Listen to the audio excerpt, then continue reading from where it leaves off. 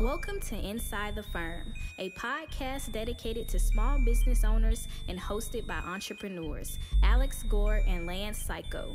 Each week, they take you on their journey of how to start, run, and grow a business by bringing you inside their architecture and real estate development firm. Get a behind-the-scenes tour of how these business leaders manage their clients and foster company culture while creating new and innovative projects. And now your hosts, Alex Gore and Lance Cayko. Welcome to another episode of Inside the Firm. I'm your host, Alex Gore. I'm here with co-host Lance Ando Cayko. Yeah, middle name. Is this a little teaser? Or This is a little teaser. We're going to talk about this guy. We're going to talk about world-famous architect Tadao Ando. We're going to be talking about the HOK book. Tucker Carlson's joining us. Exciting show today. Exactly. Patrick McLaney is back on. I'm going to interview him in a couple weeks. So Monday morning episode. Make sure you watch that. That's going to be great. If you want to run a better business, go to Better Business, buildabetterco.com. Check out our free webinar there that if you implement those steps, it's going to help you. Those steps would probably pay for the course itself. Yep. Then you can be in the course. I can't tell you how much people are leveling up, winning, being more streamlined, Crushing. getting executive assistants, streamlining their process, expanding their firms, all that other great stuff. Check it out, buildabetterco.com. If you are also trying to level up in different ways, you can't find the product data you're looking for, you might be using the wrong search engine. Broad searches result in consumer products, out-of-date information, and websites that hide or don't have the information you're looking for. If you need specifications, CAD, or BIM, arcat.com is your search engine. Find and download the up-to-date data you need fast. arcat.com is free and requires no registration, so try Arcat today. That's ARCAT.com. Ow. Hey, take a look at this. Multifamily housing starts and permitting activity drops 10% year over year. So this is for 2023. This is why I think we've been getting calls from contractors more than I have in the past probably 10 years, is because there's that gap. And there's that gap where They're looking for work? they're looking for work. Hey. They are looking for work Hey, they're hungry. because developers stopped. Little fellas. There's a little bit of a gap. They're picking back up again. Architects had to get all their backlog done.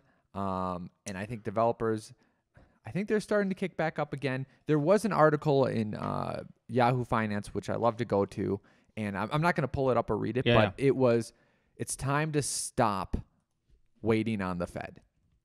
Because the Fed is, I think big business people and big developers were like, as soon as the point drops. Yeah, this is new. You know, I'm pulling it up. point. Yeah. It is exactly the title of the article. It's time to stop waiting on the Fed. Yep. Keep going about it, though. Yeah, for sure. So essentially, and Lance is skimming over it, is that's the point. I know, that's it. No, that was it. I was like, the title is honestly, part of me was like, did Al get that title completely right? Boom, he nailed it. Nailed it. He's looking so good today.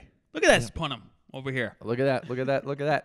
So last year, multifamily permits dropped, and we will look at this chart basically right here, year over year permits. So single family permits issued, that is also down. This is crazy because it should be a steady rise up. It should be to meet the demand. Thank you. Yeah. Okay. And not like in rational non-clown world, but we know we live in clown world, so it's not. Yep. Because here's the birth rates in the United States are essentially flats, but legal immigration should be up, and illegal immigration is way up. Is through the roof. It's Joe not Biden? A political statement. That's a factual statement. It is through the roof. Way up. It used to be, I think, 300,000 a year. Now it's 3 million a year. Yeah. 3 million a year is bigger than what we did with illegal immigration. We Grant Cardoned it. We 10x'd it. But thank you for that. But they did, out of those 3 million last year, said 858 of them, you need to go back. You just get out of here. We don't trust you. 858. Yeah. And sorry I have to make fun of the politics because it's silly. It's silly. Because even that immigration bill, what we really need, and this is what serious people will say on the TV, is that it's not the border wall that the border Patrol wants. It's processing more. That's what they really, really want. You mean process to let them in? Like, how is that solving the issue? It's not solving the issue. You need more rubber stamp bureaucrats? Is that like, what are you talking about? We live in a clown world, and it's time that we accept it and try to make it better, and you can make it better every day. That ends the political session. Let's go back. Joe Biden later.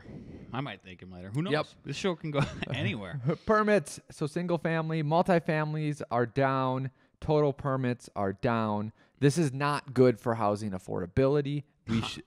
We should be, as a group, pushing for that, because I think it helps leap people into the middle class and helps keep them in the middle class, which means a stable life, which means a stable family, which means stability is good when my wife is down with sickness, one kid is down with sickness, one kid is not down with sickness, so those two kids are fighting while wife is on the couch.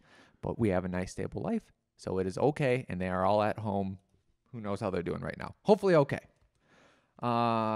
Permits issued by year. Look at this. 2012 to basically 2021. It did keep going up, number of permits. Awesome. And then 2022 and 2023 it started winding down. Let's go back up. Look at that. Okay, so we're at 1.47 million in 2023, or we were, and then 2020 was 1.47. Yeah, with the sugar high is over. We're just going to level out in a good way. That's the thing. What do you mean by that? So I think there was a big surge in the permits in 2021 and 22 because you had this sugar high of money going into this. We doubled the supply of the money, right? Everybody was I mean, literally, even our fees I'm not going to tell you what we were charging for houses or whatever projects, but basically got to double them because of the money, because people could pay twice as much. Yep. And now we've gone back and we're about half of where we were, and it's like it just completely makes sense to me. It's very logical in that way to think about it. Yes, I agree with you. No, it doesn't make sense to me. Yeah. Last couple of years, 3 more million people per year. That's 6 million more coming in. Lance, do you think there's going to be 6 million people exited from this country and walked out? I just don't think so. Even if it was half that. Hey, we're off to a good start. 858? Is that what you said? 800 and 800. Hey, we're being lighthearted about this, okay? Yeah, yes. So, but look at this, Lance. Yeah. That's 3 million and 3 million on. That's 1.4 million permits. We don't seem to be getting more efficient at doing that. It's true. So that's and that's probably just normal, accounting for normal immigration, normal birthing rate. Yeah. We're behind the 8 ball by millions. We're in trouble. By millions. We're in trouble. Millions and millions and millions. But hey, last episode was all about those ADUs, and you know what? I just signed another one. Hey, there you go. It's happening. One at a time. I'm not joking. It's coming. Dude, this is the most ADUs we've ever had signed. I'm telling you, this is the wave. Guys, gals, everybody, you write a blog, get on your website, figure it out. Those contractors call you call them back and say, hey, let's go after some ADUs. No, what? Hey, bada boom, bada bing. Way to spin this. That is a positive thing. Yeah. And that is something the government's doing. Thanks, Joe Biden. Even though it was just there a state. Is. There it is. And if the AIA was also helpful in crafting that, thank you. Yeah. Because that is streamlining the process so ADUs can go through so that we can have more permits, more housing affordability. And then just to go on your the money rant supply. about the money supply. Yeah. So this is just the Fed chart. I'm going to bring it. Oh, this is the Fed funds rate. That's not what I wanted. Don't worry. I will find it really quick. Fed balance sheet. This pops up for me. So let's go from 2014, Lance. So they are reducing the balance right here. Hey, good job. They're going down, which means the money that they essentially loan to the government, once the government pays it back, they're not just reissuing it. They're just burning it with the delete button. So it's coming down. So money supply is coming down. So that also helps inflation. So they're sticking to their word. It's not just interest rates. That's why I bring it up. Some people, though, wonder why China, when people go to China, the cities are amazing. The airports are amazing. The architecture is amazing. things like that. They wonder why things are still cheap in China, manufacturing and all that. Let's take a look at China's money printing and see if that has any effect on it. And let's go to 5-year max. They're printing a lot. They just continue to print and to print and to print and to print. So, hey, that's normal. Go to the 10-year. I'm being. Oh my God. Okay, go to the max. Okay. It's all the same. It's all the same. Which means when you print that money and then you go exchange our money or U.S. currency for their money, and you go, wait, you just printed a whole bunch. I'm not giving you the same amount for the same amount. Hey, now. So if you look at their 294K in billion versus our 7 millions in millions. I can't believe we're doing the right thing. The math is, the printed money for the U.S. is 8 trillion. Good job, Joe Biden. For China, it's in yuan, but it's 280 trillion. I just want to give him like a good job on a bucket of ice cream, you know? He'd be happy about it. Yeah, at least they're coming down on it. Yeah, I think again, bucket of I'm ice. Optimistic. I'm things are heading in the right direction. PBD, honestly. the future is bright. Yeah, exactly. Well, we're gonna take a hard turn though, because this guy's not so happy about where we've been in the present. Tucker Carlson's got an opinion, and he's here to give it to us about postmodern architecture. Oh, hilarious. As we sit in a postmodernist building, essentially. Yes. I mean, essentially. I'm going to point out some things in the building, though, I felt like that Foster does, or people like Ando do, And then I'll add one defense to it. Okay, good. Yep. The public spaces are beautiful. The architecture has not been degraded by postmodern, the oppression of postmodern architecture, which is designed to demoralize and hurt you and destroy your spirit. I believe that because it's true. Do you believe that postmodern architecture is designed to kill your spirit? Of course. What's Why? the message of it? Well, look, anything that we make with our hands, it's the purest expression of our creativity. So there's a purpose behind everything that we make. There's a message behind all of it, as there is in all art. You don't paint a painting with no vision behind it. You paint a painting because you're saying something. And so buildings that are warm and human and that elevate the human spirit are pro-human. And brutalism, for example, or the IMP glass boxes that crowd every city in the United States, those are not elevating. What's the message of working in a cube in a room with a synthetic drop ceiling and drywall on the walls and fluorescent lighting ahead of you and no privacy at all? What's the message? The message is really clear. You mean nothing. You are replaceable. You are a widget in a bin awaiting assembly. You're just a cog in a machine. You have no value. And everyone kind of ignores this like, oh, well, that's the way buildings have always been. No, that's not true. And architecture and anything made by human hands is the purest expression of the society that produced it. So we were like, oh, they're handicrafts. No, they're not handicrafts. They're a visible and tangible sign of who you are, not just as a person, but corporately as a society. And if you live in a place that creates nothing beautiful and doesn't provide people uplifting buildings to live and work in, that's a very sick and dark society. And it wasn't always that way. Okay, what's your defense? Because I have a defense. Of what? Tucker? No. Oh, sorry. I think Tucker's right. Okay. You were going to defend this building. Oh, look at this nice wood table that's got some craft to it that humanizes the space. Look at these nice wooden above us here acoustics. We provided this nice wood wall. We've got wood floor. There's even though there's a level 5 drywall finish everywhere, we are exposing the systems and structures, and the space is human. And then the last thing is like, okay, I've been to Europe, and I've went into the churches, and we can't compare churches to these capitalistic buildings that we're building over here, right? Like this is a capitalistic building that we're building over here. So First of all, we're not doing the apples to oranges things. So if we just silo this, right? And then we say, okay, fine. What is the version of what is the equivalent of that in that kind of time period? It's probably like a 1 to 4 story load-bearing brick building in like on a main street, right? Yes, So think about working in those offices.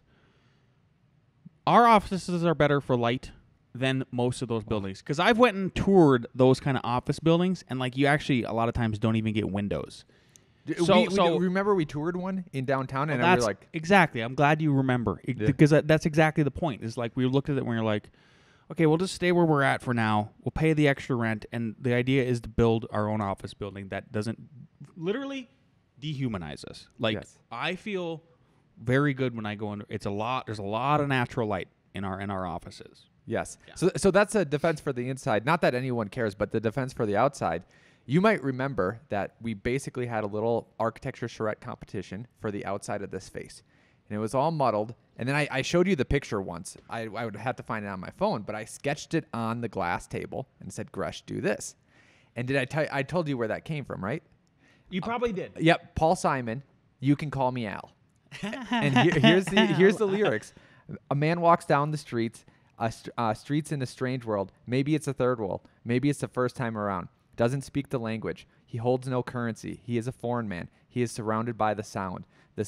Cattle in the marketplace, scattering and orphans. He looks around, and he sees angels in the architecture spinning to infinity. So the abstract facade that I did was angel wings in the architecture. Because like, and then it goes on. You can call me Al. I was like, I have to. If I can get this done, I have to fucking. Yeah. And then Gresh executed it. It looked great. It still looks great.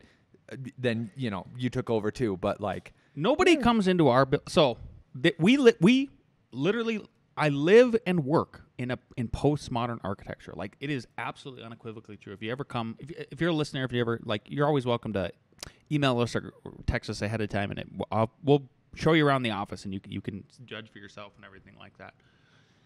But it's not like I would call it postmodernism, honestly. Like it's the textures and the materials. Nobody walks into our buildings and says, "Oh, this feels cold. I don't like it." Like everybody wants basically what we've designed. I'm not joking. Clients come in and they have to touch the railings. Like every time, the railings are a big deal to them. Dude, I think that this is his point, and I haven't spent a lot of time formulating this. I am tired of defending it though. I kind of want to shit on postmodern architecture too. This is where I want to shit on it. Okay. Here we go. So this is one of the problems that I feel with intellectual elites, and I feel like architects and ourselves can fall into this traps of intellectual elites. And the way that you become this intellectual elite is you abstract things or you complicate things, and you use terminology that is unfamiliar to the common public so that you can seem superior, right? Yep. It's useful in two senses. One, once you abstract things can become more clear because you've extracted it to an extreme. Two, systems are complex. So anytime someone makes the argument that, hey, let's just use the dumbest example ever. Countries, if there's a problem with people coming in your country, maybe the solution is a border wall. Maybe. Right? An intellectual elite will say, no. That's not the issue. It's actually not the border wall. It's really the people who process it. And then to make the people who process it, you need to have more funding for that. And then all of a sudden you might go, hey, maybe that is part of the solution, right? But once you overcomplicated any solution, it becomes dark and hidden. And this is what I'm getting at. I'll relate this back to architecture, right? Yep. Because I might agree that we need more processing power for the immigration issue. But what is the goal now of that complicated system? Is the processing power just to greenlight and let people in? Or is it to uphold the laws and say, hey, you just made an excuse to come here. You need to go in line like everyone else that's trying to go in line, right? Yeah. Going back to architecture and overcomplicating and abstracting it. Now you're in school. You're a professor. We're professors. Instead of literally basing it off of every building you design, what is the human experience literally 6 feet away from that building, 12 feet, and 30 feet away from that building? I know it because we've fallen prey to it too, is what's your party? Yeah. How does that go? And I'll go back to, I think Zaha Hadid is awesome. I think the interior of her building in Kazakhstan or whatever is great. The outside is cold and dead. and it's graceful and it's beautiful. You know what was crazy is like how they were. Did you during that documentary they were trying to really justify the plazas outside. You know? Yeah. I mean, they were just trying to sell them hard, and like kind of worked a little bit, but for the most part, it was. I can tell you're trying to sell me on these. I'm just gonna try to like you. Yep. You are when you are walking to that building, you are exposed. You have no protection. And here's what it goes, and it goes back to, hey, the idea of these forms, the abstractions of these forms is what's beautiful. And by me using these, using my complexity and sophistication, I can shit on your point of, yeah, this is like, in no sense am I comfortable outside your building. Absolutely. In no sense whatsoever. Yeah. What I just said is true. As just I'm just being like a normal person on the street. But then, well, you don't get the cultural significance. You don't get what we're trying to go for. Both it is a things landmark. true can be true. It Yeah. can, yep. And it doesn't have to solve everything, but we can acknowledge that maybe some of those landmarks or those icons are repressive also. Right, because like let's say okay, like the counter building to that would be a good one would be maybe St. Patrick's Cathedral in New York City, right? The inside's beautiful, the outside's beautiful, and why you can compare these two and it's not apples to oranges is because they're the cultural significance of the buildings, right? The church is a culturally significant building. Zaha's what I can't remember what it was, but some kind of like it's like a library and a theater, but and literally and a everything. cultural building, a It building is where the- high culture happens, right? Yeah. So okay, and then but the outside of St. Patrick's Cathedral like completely approachable, like even though it's the grandeur and the style and the scale and everything, and then the courtyard around the back. Like, there's nothing about that feels intimidating. You want to walk up and touch that building. It's not in a scary situation, right? So, Yep. Yeah. Okay. Were you going to say something about... Oh, my God. Am I going to say something? Well, the first thing I'm going to say is Pritzker Prize-winning world-famous architect Tadao Ando isn't even an architect, says random man on the internet. Oh. So, basically... Our good friend over there, Tyler Suomala, he posted a very thought-provoking, hot take-provoking post, I think last week. And I'll read it here in a second. It's architects of all levels. If you're not following Tyler on LinkedIn, I don't know who you are. You need to do it. Architects of all levels, curious to know what you think. At what point should someone be able to call themselves an architect? So he listed a bachelor's degree, master's degree, experience hours completed, and then licensure. I just clicked master's degree because I just wanted to see what the poll results were. I didn't really care. If I had to pick, it would be, if I could change the world, it would be, you should, just like attorneys, as soon as you graduate, just like engineers too, you should be able to take that test. You should be able to take that test, right? Okay, because it's your butt on the line, with all of that. So, my answer, then I went in and I thought, oh my gosh, you know what? I just watched a documentary on this guy here, Mr. Tadao Ando. I have his book. I'm going to page through it this weekend. And Ando, I don't know if everybody remembers this, Ando was born a few minutes before his twin brother in 1941. At the age of 2, his family chose to separate them and have Tadao live with his great-grandmother. He worked as a boxer and a fighter before settling on the profession of architect, despite never having formal training in the field. Struck by the Frank Lloyd Wright-designed Imperial Hotel on a trip to Tokyo as a second-year high school student, he eventually decided to end his boxing career less than 2 years after graduating from high school to pursue architecture. He attended night classes to learn drawing and took correspondence courses on interior design. He visited buildings designed by renowned architects Le Corbusier, Mies, Frank Lloyd Wright, Louis Kahn, all the masters, blah, blah, blah.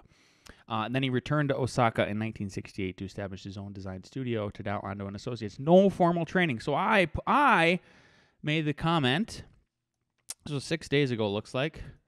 Land Cayko, easy and enjoyable.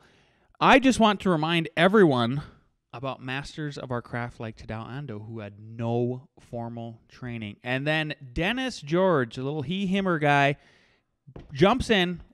Land Cayko, not an architect in my opinion.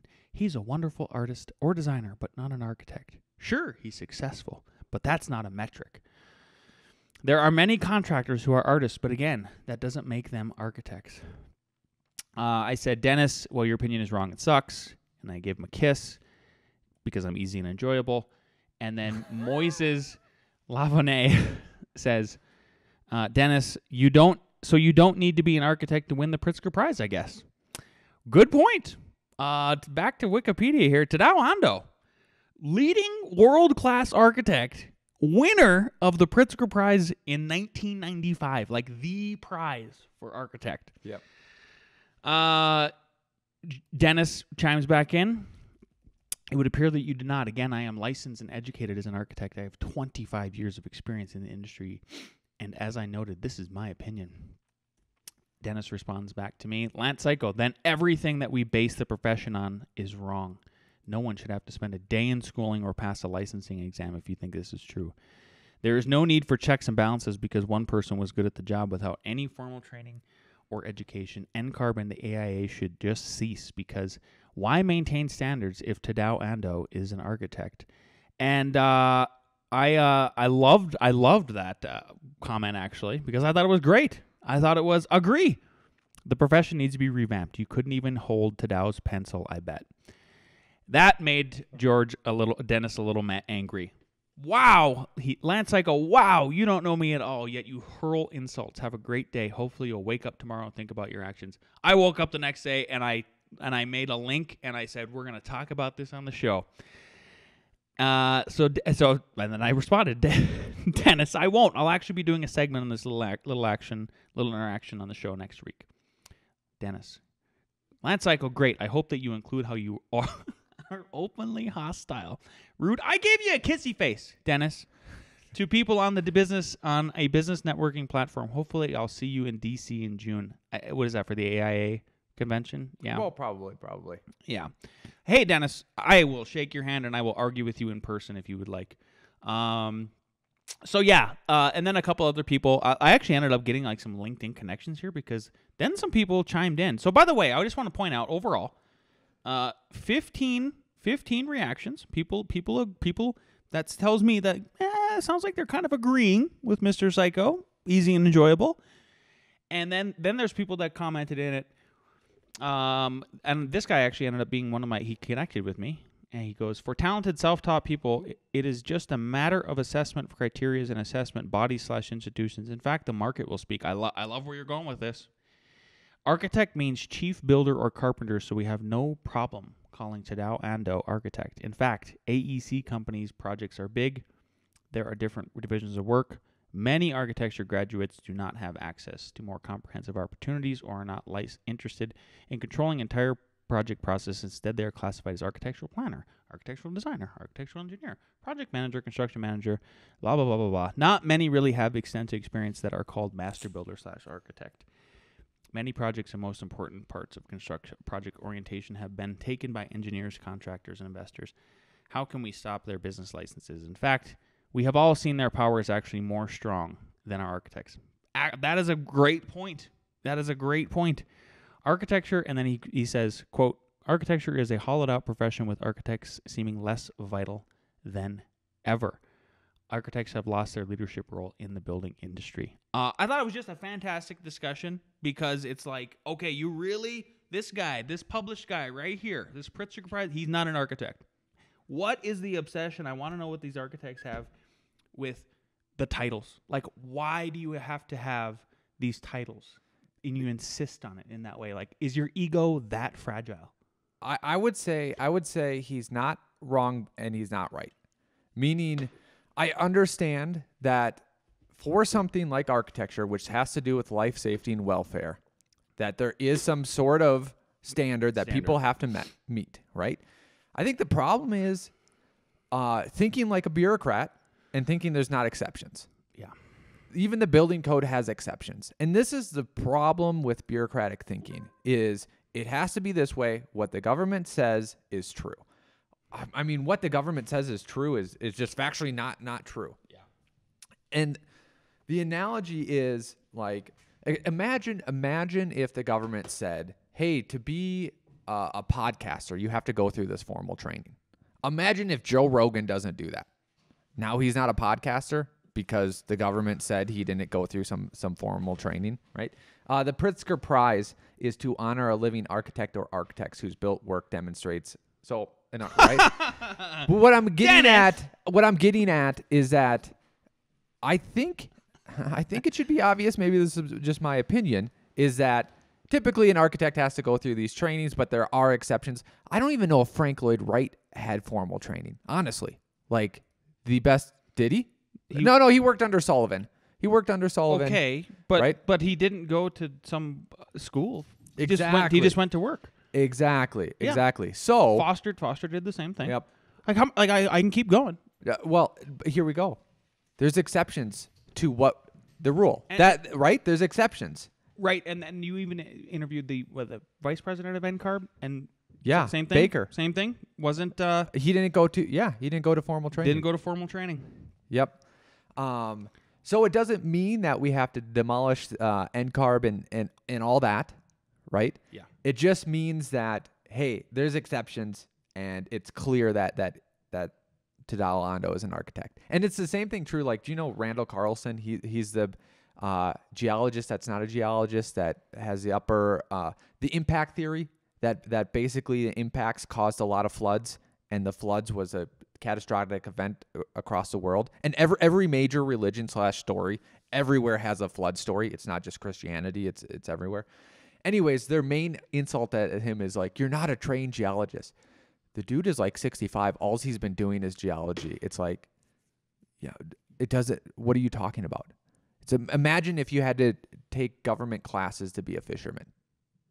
Like horrible. What? If the government is your metric, if the government is your standard, then I'm here to tell you, like, well, what entity has killed more people than any other entity on the planet? And it does not. I'm just not talking about our government, like the government. That's a pretty bad standard bearer for you. I think you're. If that's your, you see what I'm saying? Like, yep. That's not probably what you want to hold up as the standard. Yep, exactly. Keep talking, unless you're gonna go to a different topic. No, that's all I got. I just wanted to vent about okay. I can't believe it. Like, come on, you can just admit you're wrong there, Dennis. Right? I mean, if you're one of these pronoun people, then you probably believe in diversity, right? Okay, and diversity at all costs. So shouldn't we have a diversity of ways you can become an architect? Like Tadao Ando, like Frank Lloyd Wright, like these other people? Here's to the crazy ones, the misfits, the rebels, the troublemakers, the round pegs in the square holes, the ones who see things differently. They're not fond of rules, and they have no respect for the status quo. You can quote them, disagree with them, glorify or vilify them. About the only thing you can't do is ignore them, because they change things. They push the human race forward. While some may see them as the crazy ones, we see genius. Because the people who are crazy enough to think they can change the world are the ones who do.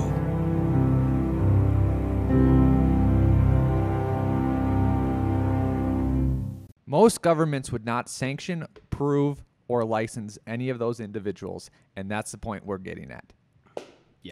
Yeah.